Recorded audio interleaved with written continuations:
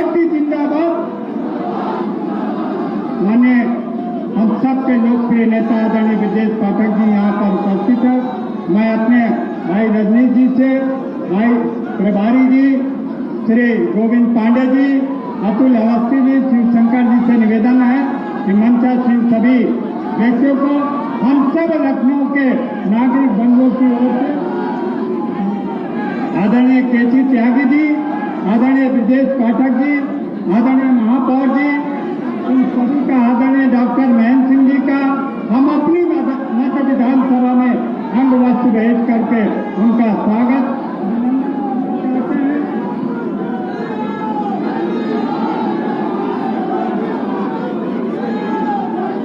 मैं निवेदन करूंगा हमारे वरिष्ठ नेता जनता दल यूनाइटेड के आदरणीय केसी त्यागी जी से, हमें संबोधित करना केसी त्यागी जी।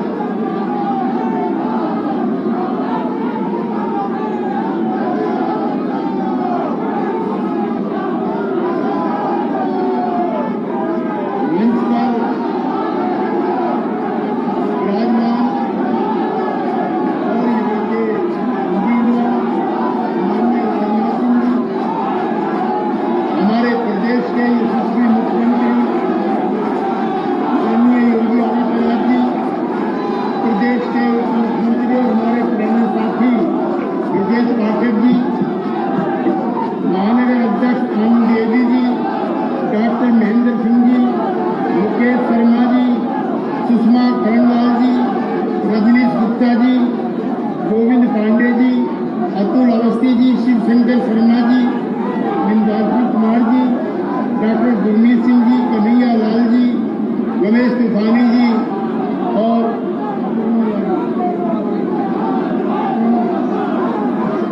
साथियों,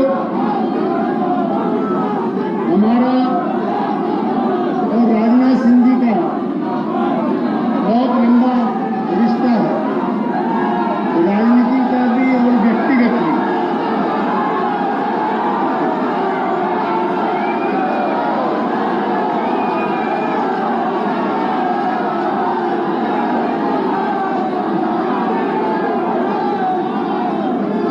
मैं अपनी पार्टी की तरफ से, जनता दल यूनाइटेड की तरफ से माननीय राजनाथ सिंह जी के उम्मीदवारी को समर्थन देने के लिए बिहार से यहाँ आया। हमारी पार्टी भारतीय जनता पार्टी का सबसे ज्यादा पुराना सहयोगी पार्टी है। बिहार से लेकर दिल्ली तक, अटल बिहारी वाजपेयी जी से लेकर मोदी तक, हम भारतीय जनता पार्टी की इस यात्रा में उनके साथ रहे। राजनाथ सिंह जी को भी और उनको भी गाजियाबाद से सांसद होने का सौभाग्य प्राप्त हुआ। साथियों, आज भी गाजियाबाद की जनता याद करती है कि क्यों चले आए आप गाजियाबाद से लखनऊ में। शायद लखनऊ की जनता को भी उनकी आवश्यकता थी, क्योंकि अटल बिहारी वाजपेयी जी का जो यशस्वी नेतृत्व, उनकी जो आस्थाएं थी, उनके जो प्रतिबद्धताएं थी, उनका भी एक उत्तराधिकारी होना चाहिए था। तो मुझे प्रसन्नता है कि अटल जी के जो छोड़े हुए कार्यक्रम हैं उनको पूरा करने के लिए गाजियाबाद से लखनऊ श्री राजनाथ जी का आगमन हुआ। मैं इस अवसर पर अभी बात नहीं कहना चाहता, लेकिन योगी जी की प्रशंसा अगर नहीं की तो बहुत कंजूसी हो जाएगी। योगी जी, आज आप उत्तर प्रदेश के लोग, समूचे देश में आज आपके लिए एक चाहत है। जहाँ जहाँ आप जाते हैं, मैं बिहार से आया हूँ अभी लौट करके, जहाँ जहाँ आपकी सभाएं हुई हैं, बड़ी सभाएं हुई हैं, मैं एक बार पुनः अपनी पार्टी की तरफ से भारतीय जनता पार्टी को 400 पार के लिए और राजनाथ जी को 5 लाख से जिताने की अपील करता हूँ। धन्यवाद। बहुत बहुत धन्यवाद त्यागी जी। आमंत्रित कर रहा हूँ हम सबके युवा हृदय सम्राट, हम सबके बड़े भाई आदरणीय श्री ब्रजेश पाठक जी, उप मुख्यमंत्री उत्तर प्रदेश, वहां हमें अपना भाषण वचन दे। आदरणीय श्री ब्रजेश पाठक जी।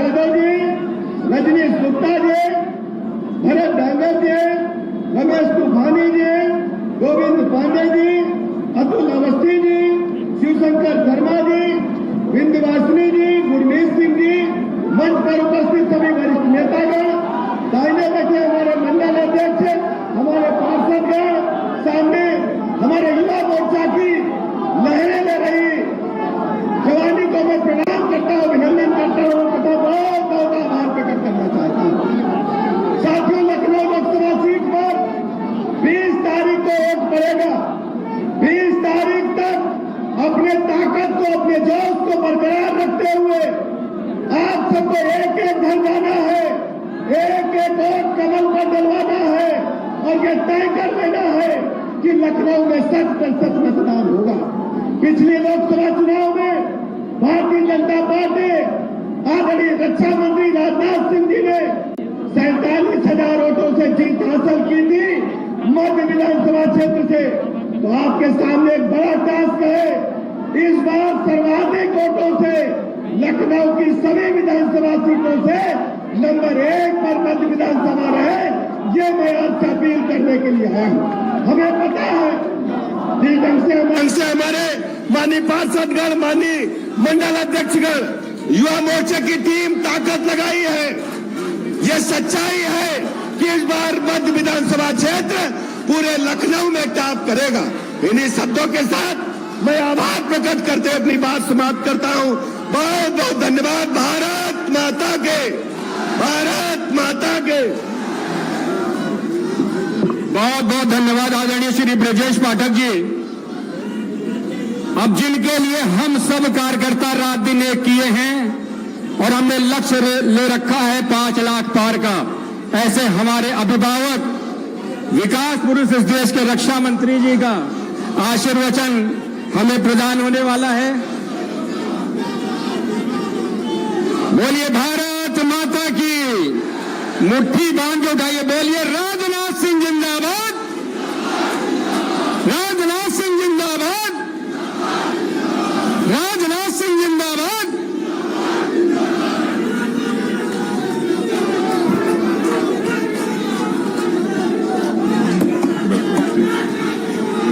बोलिए,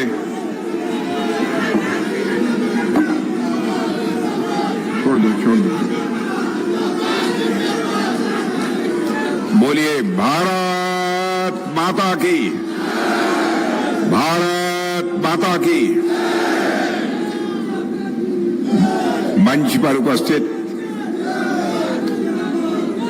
उत्तर प्रदेश के यशस्वी मुख्यमंत्री माननीय योगी आदित्यनाथ जी, हमारे उत्तर प्रदेश सरकार के उप मुख्यमंत्री श्री ब्रजेश जी पाठक, महानगर अध्यक्ष श्री आनंद द्विवेदी जी, सदस्य विधान परिषद एवं पूर्व मंत्री डॉक्टर महेंद्र सिंह जी, श्रीमान केसी त्यागी जी, जनता दल यू के अखिल भारतीय नेता और राष्ट्रीय प्रवक्ता जनता दल यूनाइटेड, लोकसभा संयोजक मुकेश शर्मा, सुषमा जी खरकवाल, महापौर लखनऊ श्री रजनीश जी गुप्ता, लखनऊ विधानसभा प्रत्याशी श्री गोविंद जी पांडे, प्रभारी मध्य विधानसभा श्री अतुल अवस्थी, श्री शिवशंकर जी शर्मा, श्री विंध्यवासिनी कुमार, डॉक्टर गुरमीत सिंह, श्री रमेश जी तुपानी, प्रिया अपर्णा यादव, श्री भारत डागर, प्रदेश प्रवासी प्रमुख गुजरात। यहां मौजूद मेरे सभी सम्मानित बहनों एवं भाइयों और हमारे दाहिनी तरफ मौजूद हमारे लखनऊ के सभी पार्षदगण, बहनों भाइयों, लंबे समय तक आप सबके सामने, शांत रहो, लंबे समय तक मैं खड़े होकर आप सबके सामने भाषण करने में थोड़ा मैं असमर्थ हूं।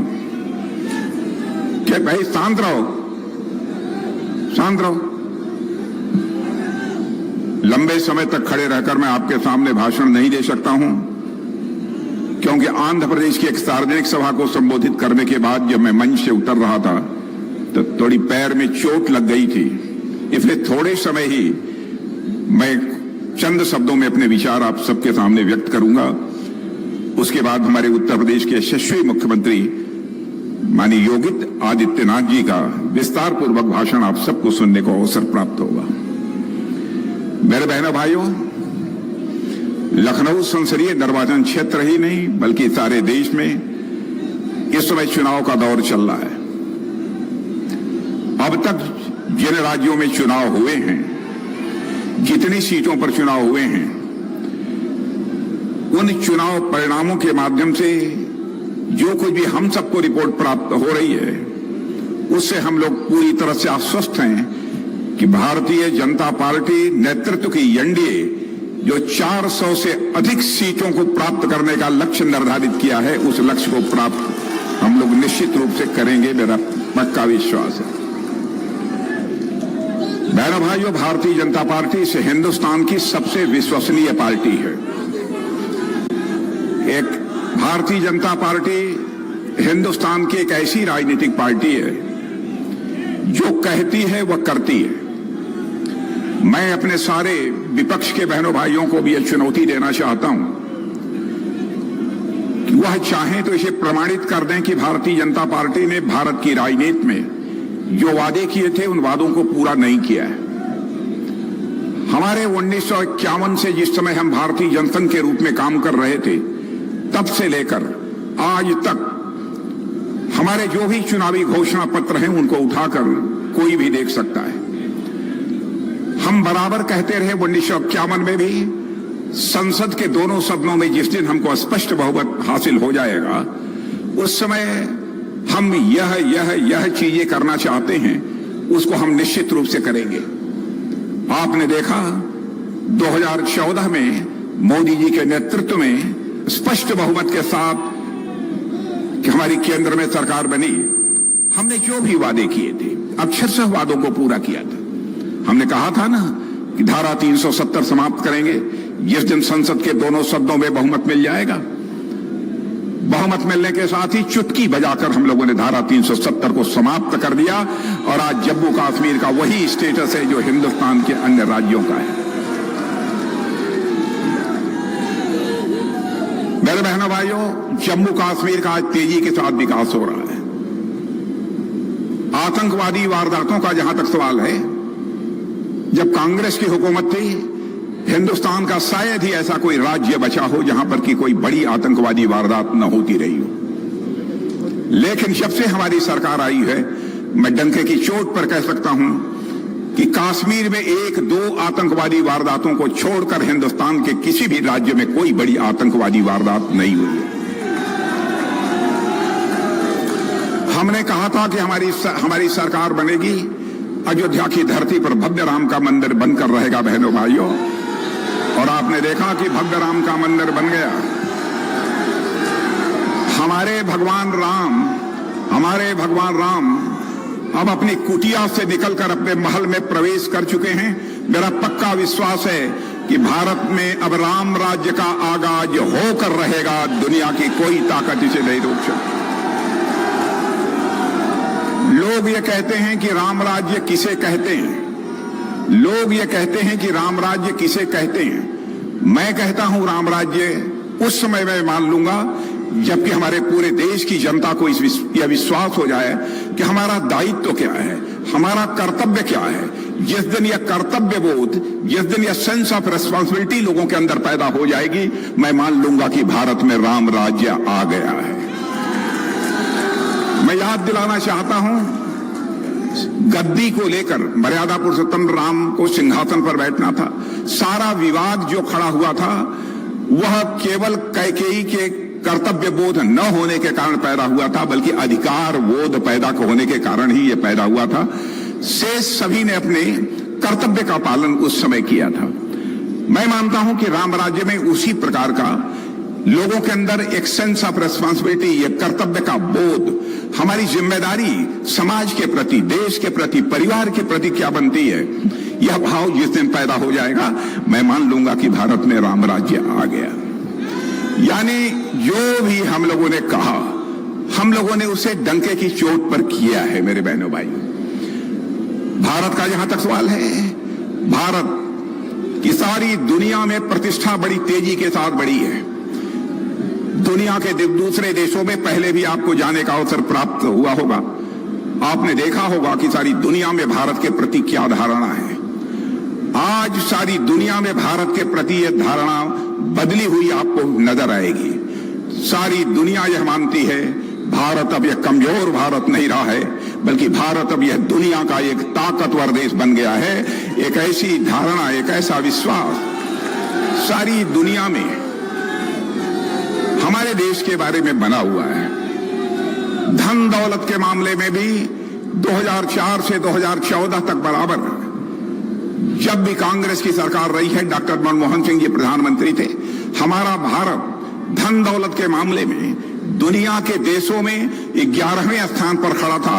लेकिन मोदी जी के भारत का प्रधानमंत्री बनने के बाद ही मेरे बहनों भाइयों, हमारा भारत धन दौलत के मामले में दुनिया के देशों में जो 11वें स्थान पर खड़ा था, वह जंप लेकर आज 5वें स्थान पर पहुंच गया है। दुनिया के सारे देश, दुनिया की सारी बड़ी बड़ी फाइनेंशियल फर्म्स, बड़ी बड़ी आर्थिक संस्थाएं अब यह दावा कर रही हैं कि दुनिया की सर्वाधिक तेजी से आगे बढ़ने वाली अर्थव्यवस्था किसी देश की है तो अब भारत की है।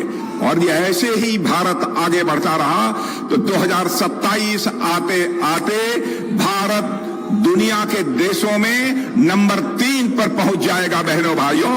यानी अमेरिका और चाइना के बाद धन दौलत के मामले में दुनिया का कोई तीसरा देश होगा तो बहनों भाइयों हमारा भारत होगा, यह धारणा बनी है। लेकिन हमारी सरकार के बारे में तरह तरह की गलतफहमियां पैदा करने की कोशिश की जा रही है। कहा जा रहा है भारतीय जनता पार्टी की सरकार बनेगी तो आरक्षण समाप्त कर देगी। डंके की चोट पर मैं कहना चाहता हूं बहनों भाइयों, हमारी पार्टी की सरकार बनेगी, हम किसी भी सूरत में आरक्षण को समाप्त नहीं करेंगे। मैं यहां के माइनॉरिटीज को, अपने माइनॉरिटीज को भी उनसे मैं नोट करना चाहता हूं, आपके अंदर, भाई चुप रहो, मैं बार बार कह रहा हूं, मैं आपको मेरे बहनों भाइयों मैं कहना चाहता हूं, हम लोगों को बदनाम करने की कोशिश की जा रही है कि हम लोग आएंगे तो धर्म के आधार पर आरक्षण कर देंगे। बहनों भाइयों, हमारा भारत का संविधान किसी भी आधार पर, धर्म के आधार पर आरक्षण करने की इजाजत देता ही नहीं है। धर्म के आधार पर आरक्षण किया तो इन लोगों ने किया। और मैं कहना चाहता हूं, लखनऊ के ही नहीं बल्कि सारे विश्व के इंटेलेक्चुअल्स इस बात के साक्षी हैं। धर्म के आधार पर इन्होंने जामिया मिलिया में, यूनिवर्सिटी में और अलीगढ़ मुस्लिम यूनिवर्सिटी में आरक्षण करने की कोशिश की थी, उसको सुप्रीम कोर्ट ने रद्द कर दिया था। उसके बावजूद यहां के माइनॉरिटीज के मन में भय पैदा करके वह समर्थन हासिल करना चाहते हैं। माइनॉरिटीज का जहां तक सवाल है, अल्पसंख्यक समुदाय का प्रश्न है, मैं कहना चाहता हूं अल्पसंख्यक समुदाय के बहनों भाइयों से, हम आपके दिल में दहशत पैदा करके, भय पैदा करके आपका समर्थन नहीं हासिल करना चाहते, बल्कि आपके मन में हम विश्वास और मोहब्बत पैदा करके हम आपका समर्थन हासिल करना चाहते हैं। यह हमारी प्रकृति है। और आज भारत जिस हालात में पहुंच रहा है बहनों भाइयों, हर भारतवासी को, भले ही वह किसी भी राजनीतिक पार्टी में काम करता हो, उसके अंदर एक गौरव का भाव होना चाहिए। मैं याद दिलाना चाहता हूं, पाकिस्तान के एक सांसद फजलुर रहमान ने भारत की संसद में बोलते हुए कहा था, आज भारत विश्व की महाशक्ति बन रहा है, लेकिन पाकिस्तान अपनी बर्बादियों को बचाने के लिए लोगों के सामने हाथ फैलाकर सारी दुनिया से भीख मांग रहा है। आज यह है भारत की स्थिति। उस भारत के बारे में तरह तरह की गलत धारणाएं पैदा करने की कोशिश की जा रही हैं।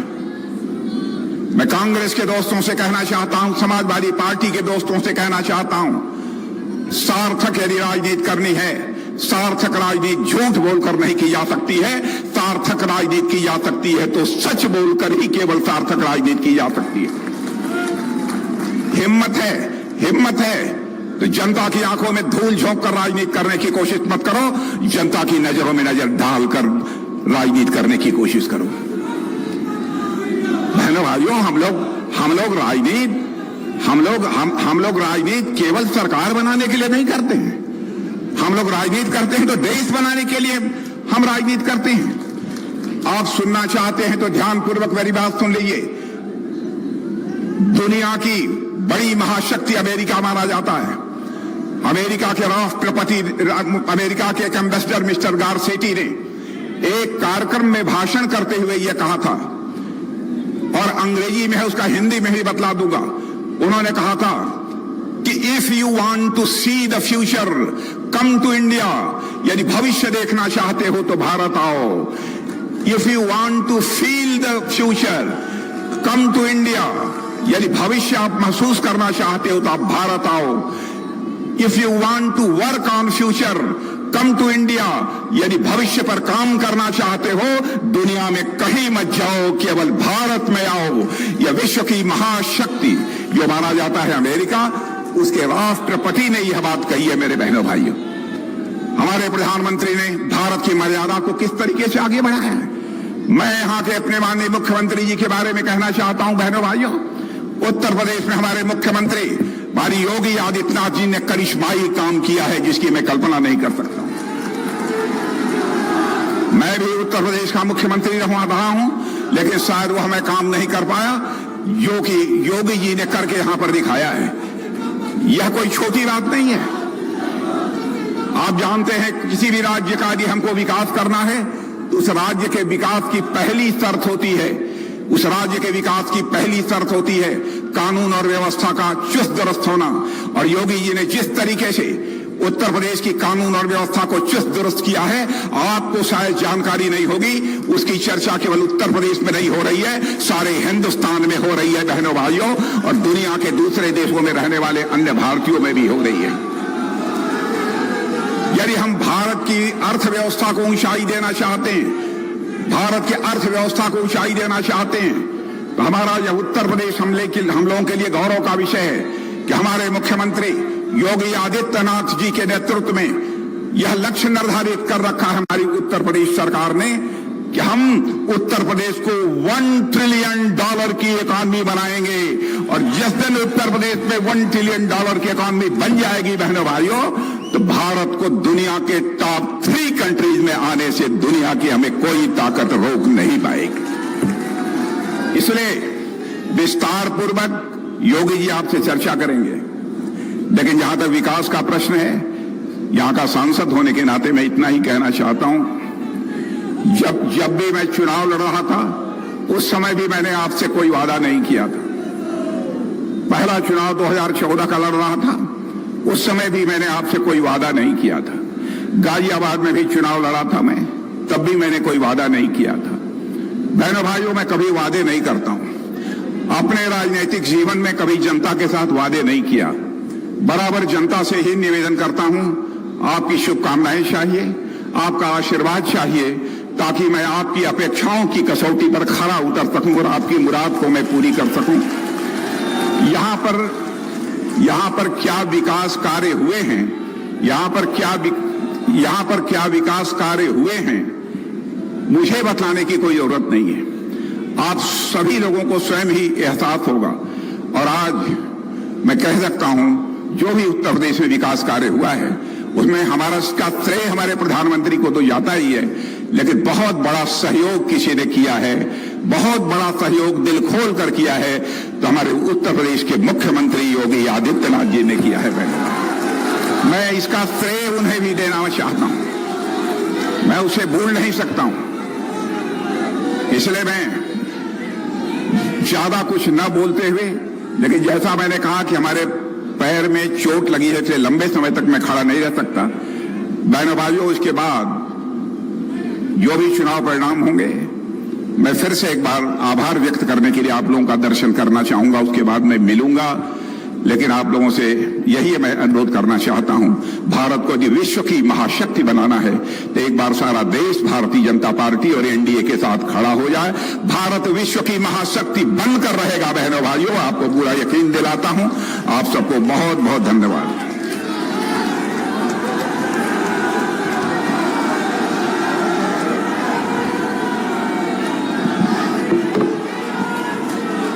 हम आपको विश्वास दिलाते हैं, ये सभी भारतीय जनता पार्टी के कार्यकर्ता, हमारे नगर अध्यक्ष श्री आनंद द्विवेदी जी और महानगर संयोजक श्री मुकेश शर्मा जी के नेतृत्व में जो चुनाव हो रहा है, हम सब कार्यकर्ताओं की तरफ से ये आश्वस्त रहिए कि अब की लखनऊ 5 लाख पार की जीत सुनिश्चित करने जा रहा है हमारे अभिभावक की। और इसके बाद मैं आमंत्रित करता हूं, जिसके लिए कोई भी शब्दों का चयन करना अतिशयोक्ति होगी, परम पूज्य आदरणीय मुख्यमंत्री हमारे आदरणीय योगी आदित्यनाथ जी महाराज।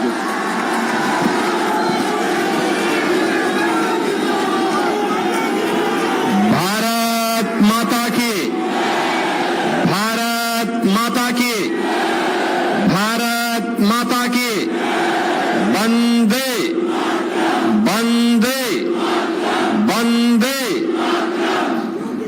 देश के यशस्वी रक्षा मंत्री, लखनऊ के लोकप्रिय सांसद माननीय श्री राजनाथ सिंह जी, मंच पर उपस्थित प्रदेश सरकार में मंत्रिमंडल के मेरे वरिष्ठ सहयोगी उप मुख्यमंत्री श्री ब्रजेश पाठक जी, विधान परिषद सदस्य और प्रदेश सरकार के पूर्व मंत्री डॉक्टर महेंद्र सिंह जी, जनता दल यूनाइटेड के राष्ट्रीय प्रवक्ता माननीय केसी त्यागी जी,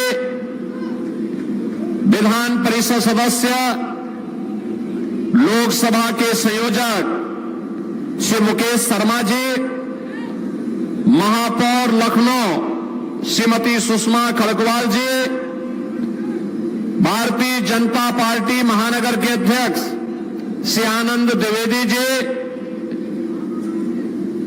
अध्यक्ष यायागंज गुरुद्वारा डॉक्टर गुरमीत सिंह जी, भारतीय जनता पार्टी के सभी पदाधिकारीगण, सभी पार्षदगण और भारी संख्या में उपस्थित आज की इस चुनावी सभा में उपस्थित बहनों और भाइयों, लोकसभा चुनाव के 4 चरण संपन्न हो चुके हैं और 4 चरणों की आज कांग्रेस और इंडी गठबंधन पर इस प्रकार से पड़ी है कि अब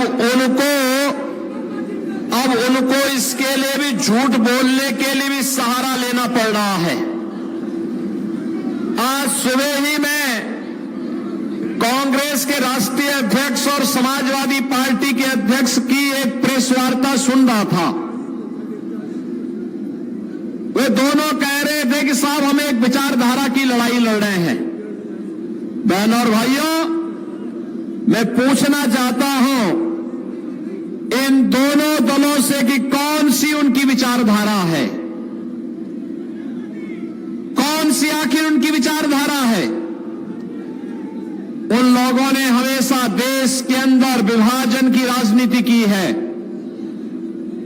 भारत के विभाजन का मामला रहा 1947 में, या फिर अपने राजनीतिक स्वार्थ के लिए दोनों राजनीतिक दलों ने कभी समाज को क्षेत्र के आधार पर, कभी भाषा के आधार पर, कभी जाति के आधार पर बांटा, और आज जब उनके पास कोई आधार नहीं बचा तो बहनों और भाइयों, अब इन्होंने भारत की आस्था पर भी प्रहार करना प्रारंभ कर दिया।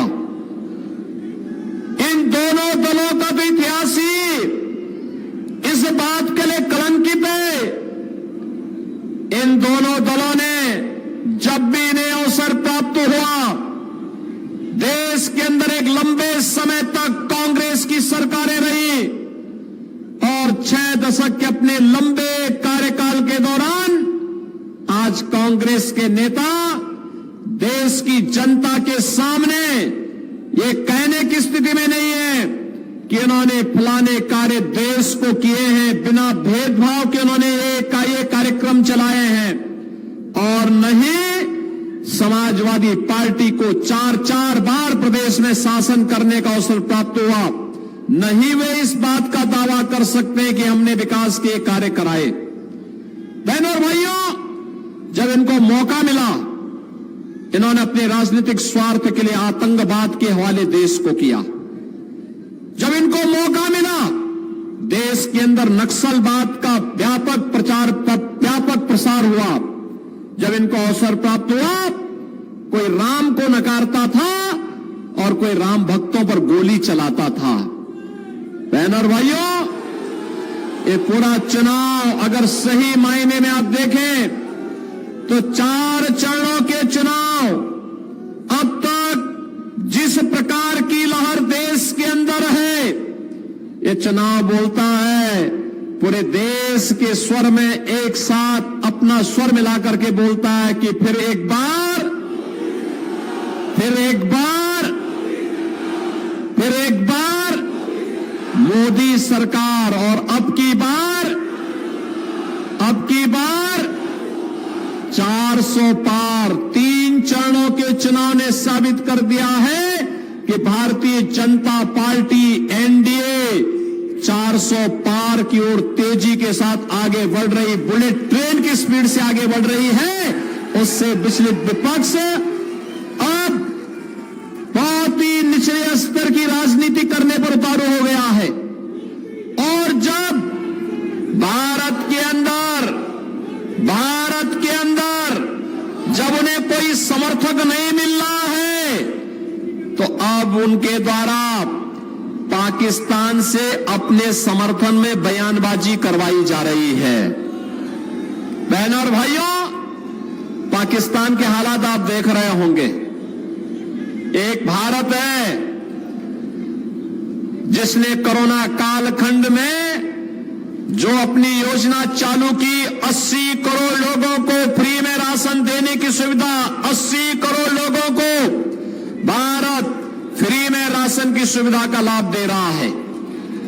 और दूसरा पाकिस्तान है, 23 से 24 करोड़ की आबादी कैसे भूखों मर रही है। पिछले 1 सप्ताह से वहां पर हो रहा उपद्रव इस बात का साक्षी है कि 1 किलो गेहूं के लिए, 1 किलो आटा के लिए सड़कों पर छीना झपटी हो रही है, मारपीट हो रही है, दंगे हो रहे हैं, आगजनी हो रही है। ये पाकिस्तान को वहां के नेताओं ने कहां पहुंचा दिया। और उस पाकिस्तान का राग अलापने वाले कांग्रेस और समाजवादी पार्टी के लोग किस प्रकार का वक्तव्य दे रहे हैं। कहते हैं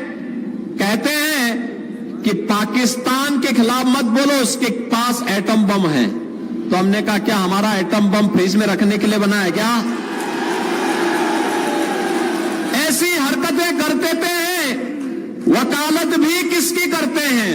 केवल एक लक्ष्य है कि मोदी जी ने भारत के हालात को बदला है। 10 वर्ष में एक नए भारत का दर्शन करवाया है। एक भारत श्रेष्ठ भारत को आज पूरा भारत देख रहा है, जिस भारत ने 140 करोड़ लोगों का सम्मान बढ़ाया है।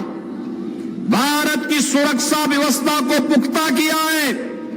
नक्सलवाद और आतंकवाद पर नकेल कसी है।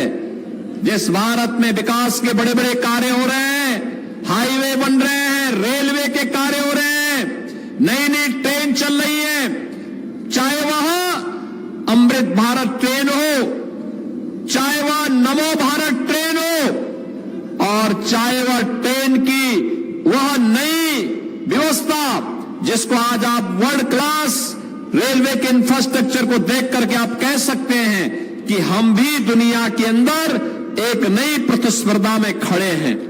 बहनों और भाइयों, एक्सप्रेसवे हो या मेट्रो, एम्स हो, IIT, IIM, IIIT, NIT, world class university, हर घर नल की योजना हो, या फिर भारत के विकास के लिए तेजी के साथ उभरता हुआ भारत का शहरीकरण का एक नया ढांचा, केवल अब यूथ ही स्मार्ट नहीं होगा, सिटी भी स्मार्ट होगी। लखनऊ सिटी हमारी स्मार्ट सिटी बन चुकी है। बहनों और भाइयों, गरीब कल्याणकारी योजनाओं का लाभ, 60 करोड़ लोगों को 5 लाख रुपए की प्रतिवर्ष स्वास्थ्य बीमा का कवर, 5 लाख रुपए की वो स्वास्थ्य का उपचार कहीं भी किसी भी हॉस्पिटल में जाके कर सकता है।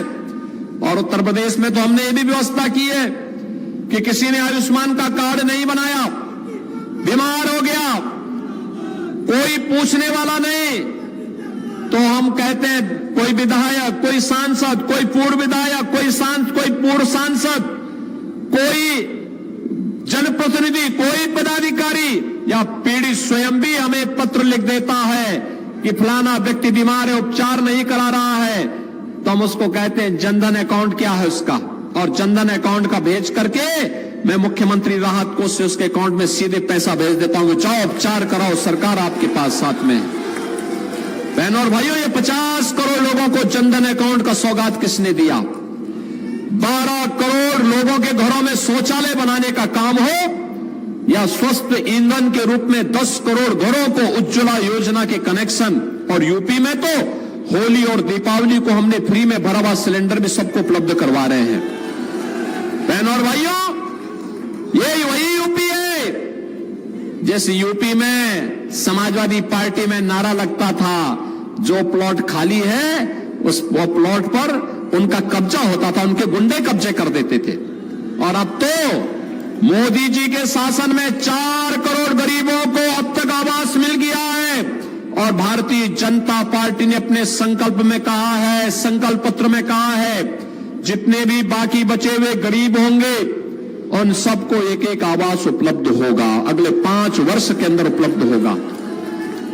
बहनों और भाइयों, भारत के हित के लिए अगर एक प्रधान है तो एक विधान भी होगा। समान नागरिक कानून भारत के अंदर भारतीय जनता पार्टी लागू करेगी, यह भी संकल्प पत्र में भारतीय जनता पार्टी ने कहा है। बहनों और भाइयों, ये जितनी योजनाएं भारतीय जनता पार्टी ने गरीब कल्याण की है या विकास की योजनाओं को लाए हैं, क्या इसमें किसी का चेहरा देखा गया? क्या किसी जाति, किसी मत, किसी मजहब, किसी क्षेत्र, किसी भाषा विशेष कोई प्राथमिकता दी गई? नहीं।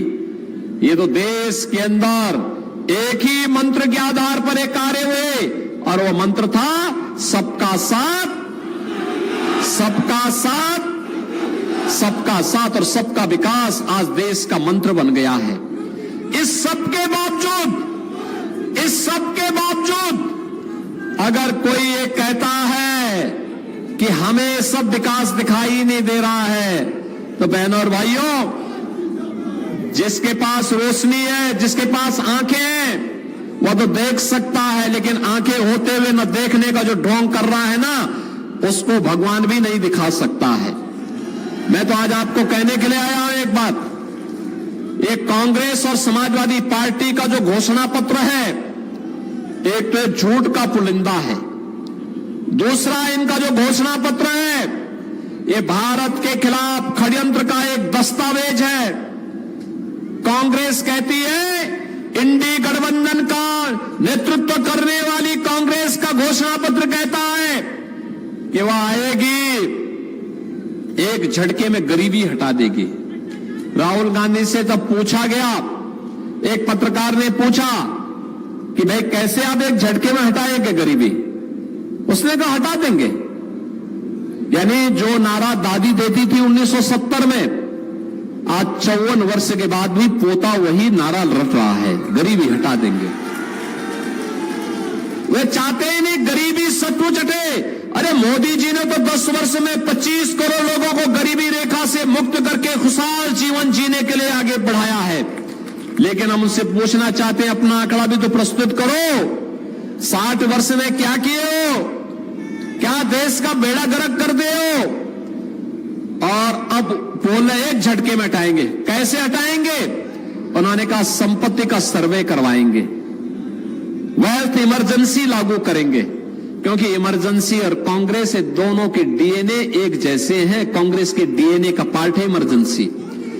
आपकी सर्वे, आपके बाप दादों की कमाई, और कांग्रेस कह रही है कि हम उस पर एक विरासत टैक्स लगाएंगे। औरंगजेब की आत्मा इनके अंदर घुस चुकी है, और औरंगजेब की आत्मा इनके अंदर घुस करके विरासत टैक्स लगा करके आपकी संपत्ति को फिर ये बंदर बांट करने का काम करेंगे, बांट देंगे, दूसरे को दे देंगे। कांग्रेसी गुंडे, सपाई गुंडे उस पर कब्जा करने का प्रयास करेंगे। और इसलिए बहनों और भाइयों, एक तरफ ये लोग घोषणा करते हैं, दूसरी तरफ झूठ का भी एक सीमा होती है, एक सीमा होती है। मोदी जी 10 वर्ष से देश के प्रधानमंत्री हैं। माननीय राजनाथ सिंह जी पिछले 10 वर्ष से पहले देश के गृह मंत्री थे, आज देश के रक्षा मंत्री हैं। देश के अंदर संविधान का सम्मान करते हुए आपने देखा होगा, नई संसद बनी, मोदी जी अपने सिर पर संसद में संविधान की प्रति लेकर के गए और देश के नए संसद में उन्होंने पहले वहां पर देश की संसद भवन में सबसे पहला काम कुछ किया तो भारत के संविधान की प्रति, जिस पर बाबा साहब भीमराव अंबेडकर का हस्ताक्षर है, संविधान के निर्माताओं के हस्ताक्षर है, उन सभी प्रतियों उस प्रति को सबसे पहले संसद भवन में रखा गया। भारत ने बाबा साहब भीमराव अंबेडकर के पंच तीर्थ का निर्माण तब किया जब मोदी जी देश के प्रधानमंत्री बने। और आज कांग्रेस क्या कहती है, झूठ बोलती है, कहती है कांग्रेस और समाजवादी पार्टी की भाजपा आएगी तो ये क्या कहती है कि भाजपा संविधान बदल देगी। आप मुझे बताओ, अरे हम संविधान की शपथ खाते हैं, हमने अनुसूचित जाति, जनजाति और पिछड़ी जाति के आरक्षण को मजबूती दी और वह हक उन तक पहुंचाने का काम भी किया है। भारतीय जनता पार्टी और एनडीए की प्रतिबद्धता है, लेकिन कांग्रेस और समाजवादी पार्टी का इतिहास इस मामले में कालिक से पुता हुआ है। बहनों और भाइयों, याद करिए, कांग्रेस की सरकार जस्टिस रंगनाथ मिश्रा कमेटी कांग्रेस ने गठित की थी। उसने कहा था अनुसूचित जाति, उसने कहा था पिछड़ी जाति को मिलने वाले आरक्षण का लाभ में से कुछ हिस्सा काट करके उसको दूसरों को दे दिया जाए। आप सोचो, भारतीय जनता पार्टी और एनडीए अगर विरोध नहीं करती तो कांग्रेस सफल हो जाती। ऐसे ही फिर उन्होंने जस्टिस राजेंद्र सच्चर के नेतृत्व में कमेटी गठित की और उस कमेटी से रिपोर्ट क्या ली कि कुछ मुसलमानों को भी अनुसूचित जाति में शामिल कर दिया जाए। भारतीय जनता पार्टी ने तब भी कहा था कि धार्मिक आधार पर आरक्षण नहीं हो सकता है, क्योंकि बाबा साहब भीमराव अंबेडकर ने कहा था देश के विभाजन को जो आधार बना हो वो हमें देश के अंदर फिर से नहीं होने देना है। और जो लोग पहले पाप कर रहे थे वे लोग आज भाजपा के ऊपर आरोप मढ़ रहे हैं, आज आरोप मढ़ने का काम कर रहे हैं। एक तरफ इनके काले कारनामे, अपने कारनामों की चर्चा नहीं करते, केवल गुमराह करने का काम करते हैं। और इसीलिए जब जनता जनार्दन उनको सुनने को तैयार नहीं, तो अब केवल जाकर के कहीं भी जाते हैं, केवल प्रेस वार्ता करके फिर अगले स्टेशन की तरफ रवाना हो जाते हैं। बहनों और भाइयों, आज मैं आपके पास आया हूं कहने के लिए, आज मैं आया हूं आपके सामने, ये लखनऊ में आपका सौभाग्य है। श्रद्धेय अटल जी ने लखनऊ के बारे में जो सोचा था, लखनऊ के बारे में जो उनकी परिकल्पना थी, आदरणीय राजनाथ सिंह जी ने 10 वर्ष के अंदर लखनऊ को वह सब कुछ देने का कार्य किया। आज लखनऊ में जिस प्रकार का परिवर्तन आया है, लखनऊ एक स्मार्ट सिटी के रूप में विकसित हुई है। लखनऊ के अंदर अगर आपको देखना है, आज मुख्यमंत्री सचिवालय के सामने सरदार अटल बिहारी वाजपेयी जी की सबसे बड़ी प्रतिमा की स्थापना माननीय राजनाथ सिंह जी के कहने पर उत्तर प्रदेश सचिवालय में हम लोगों ने स्थापित की। उत्तर प्रदेश का पहला मेडिकल यूनिवर्सिटी लखनऊ में अटल बिहारी वाजपेयी जी के नाम पर हुआ है और उसमें सत्र भी प्रारंभ हो चुका है। बहनों और भाइयों, आज लखनऊ में यातायात की समस्या का समाधान करने के लिए मेट्रो भी संचालित है और फेज सेकंड के कार्य की भी स्वीकृति सरकार ने उसे अपनी दे दी है, जिससे आगे पूरे लखनऊ के अंदर इसका विस्तार होगा। लखनऊ के अंदर अब हम नाइट सफारी भी बना रहे हैं, कुकरेल के पास बेहतरीन नाइट सफारी पर्यटन के एक हब के रूप में लखनऊ को नया पहचान दिलाने वाला है। लखनऊ के अंदर माननीय राजनाथ सिंह जी की प्रेरणा से एक राष्ट्रीय प्रेरणा स्थल बन रहा है।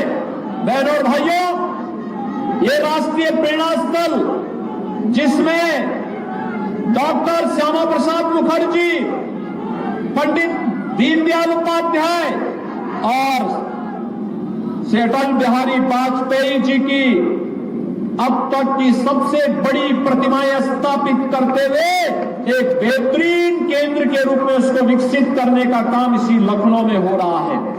ये लखनऊ में आज ग्रीन कॉरिडोर का निर्माण भी हो रहा है और लखनऊ में आज किसान पथ का भी निर्माण हो चुका है। याद करिए, लखनऊ की यातायात की रीढ़ बन चुका सही पथ तब बना था जब भारत सरकार के सड़क परिवहन मंत्री के रूप में माननीय राजनाथ सिंह जी थे, और आज किसान पथ की सौगात भी उन्होंने लखनऊ वासियों को दी है।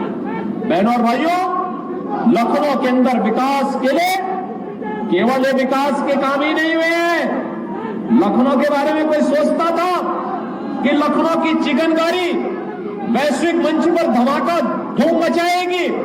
आज लखनऊ की यह परंपरागत उत्पाद वन डिस्ट्रिक्ट वन प्रोडक्ट के माध्यम से जीआई टैग भी हुई है और दुनिया के अंदर धूम भी मचा रही है।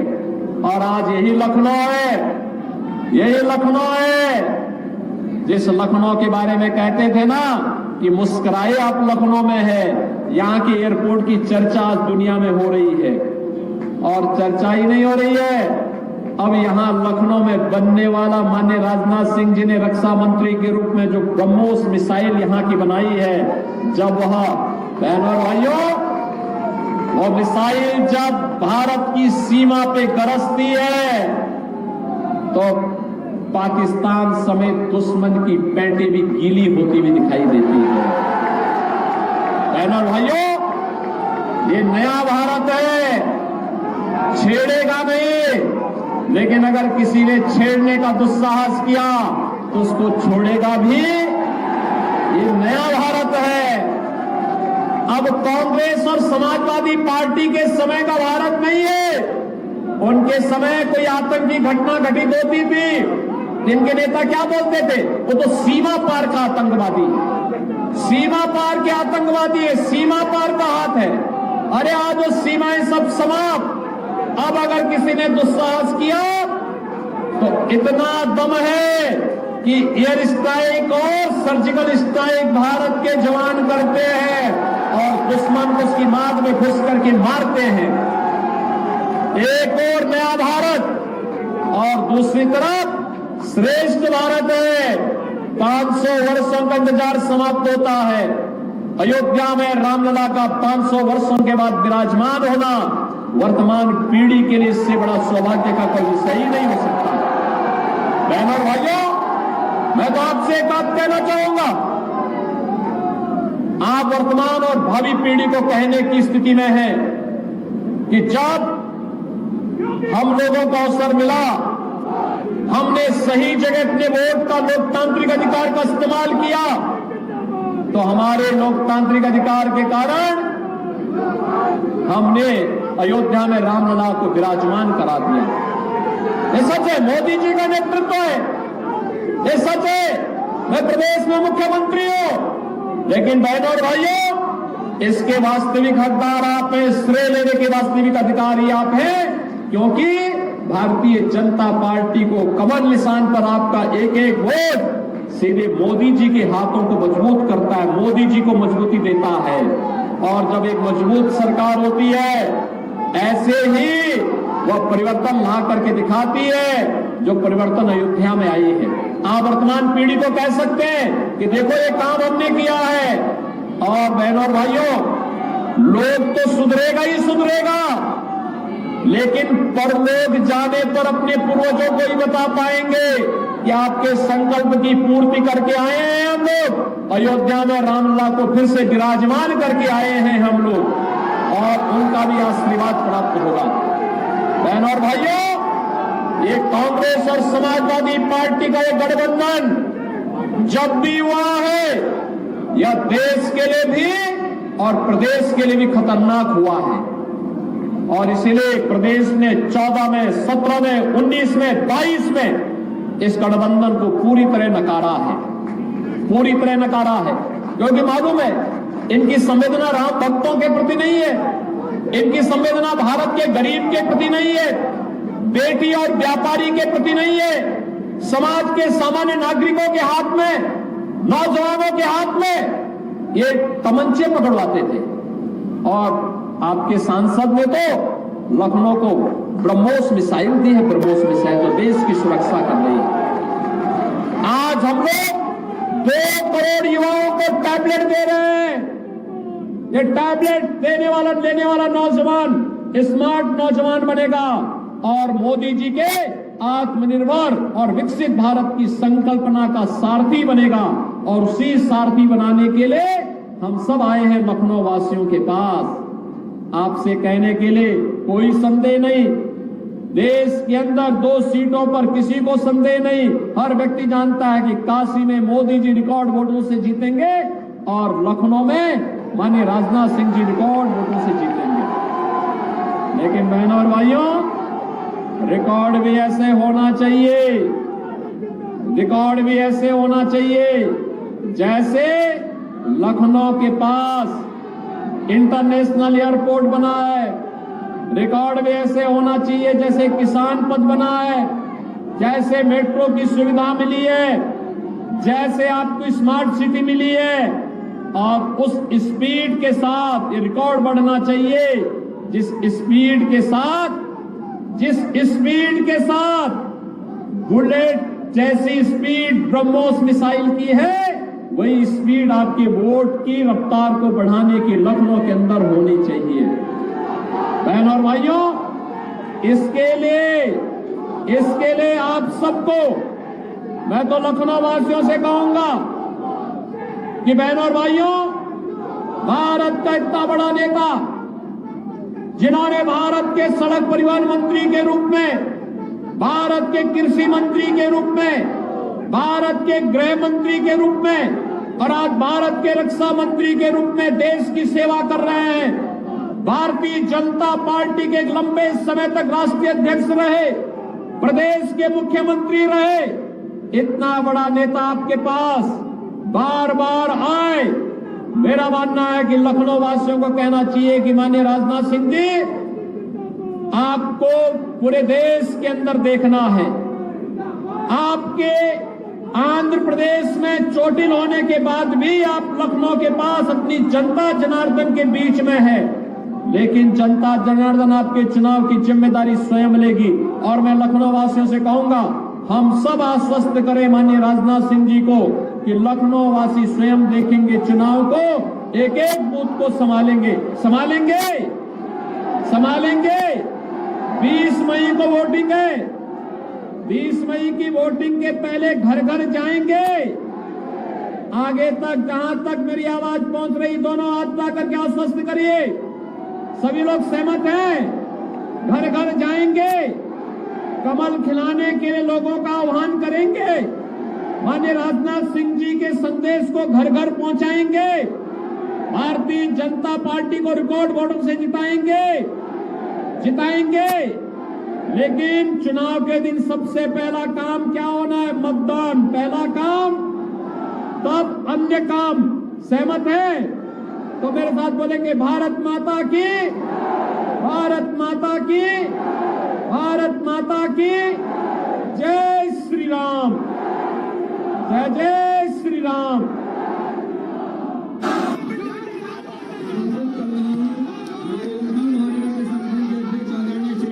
मोदी जी को वो आए और धन्यवाद ज्ञापित करें।